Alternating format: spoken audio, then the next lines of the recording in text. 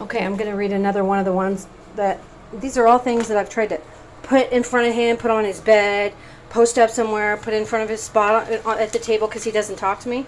Because he just acts like I don't exist, or when we're sitting right next to each other in the house all day and all fucking night, he literally acts like I'm not, I'm actually invisible, like I don't exist. Until I have a complete breakdown after days from exhaustion, trying to get his attention or trying to communicate something to him so many fucking times that you finally just break. And then he goes, oh, see, look at all I have to deal with. Look at what she puts me through. Oh, I can't believe she's doing this to me. I have to leave because she puts me through so much. I look at all this stuff I have to deal with. Because he does things like secretly records me after he's brought me to that point. He'll sit and watch fucking porn when I'm sobbing my eyes out inches away from him in the bed. He actually gets his dick hard. His dick gets hard and he jacks off when I'm fucking at the worst, most broken points I've ever been at. When I was fucking super sick. Super, super sick and in so much fucking pain. I'd been in the hospital, had something like the size of a football on the side of my fucking face. Had an infection in my bone, and this motherfucker still does that shit. Anyways, I'm going to try not to get emotional because he doesn't deserve any fucking tears. This is one of them, though, in case I couldn't see it well on my pictures.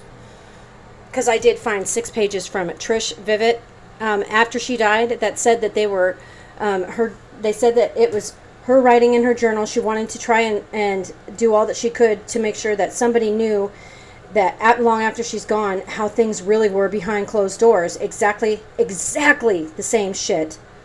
And that, lupus can actually be put into remission and can stop completely if you are able to get your environment around you and your living situation into a stress-free and like really relieve a lot of the stress. And so she wrote 6 pages, and Stan hung on to them like they were a momentum. And they said, word for word, the identical fucking shit. I am not kidding you. I even had a couple of pages that were identical in the words. The only difference was the writing. It was about the shit that Stan does and puts her through. And how it fucking destroyed her life. Destroyed her and eventually killed her. This one says, do you remember showing up to Ed's house during the time that I moved out and you came by and you told me that Cody's uncle had a tumor in his neck and you just burst into tears when you actually looked at me? I had cut my face, I had cut my neck, I had cut my arms up and was being exposed to such high amounts of mold from within that house and showed up at the doorstep already so desperate to find a reason to want to continue to live that it didn't take long to figure out that I left a man who made it clear that I was disposable, forgettable, and completely worthless. I left that for another one who did the same exact thing. So it was clear that the one common thread was the worthless trash, which is me. There's nothing more horrible than waking up and realizing that I'm still breathing and my existence seems to do nothing but irritate and burden anyone around me. So you burst into tears and said, "Oh my God, Tanya, what happened to you? Please don't do that. Please don't do that to yourself." And it was the last and only time you have ever acknowledged even noticing my gashed up slices.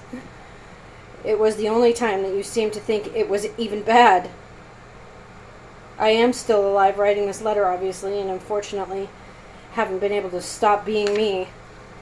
So here I am now writing this shit and doing everything that I know how to hold back and smother every part of myself obsessively, desiring or something to have mercy, to have someone have mercy and end it.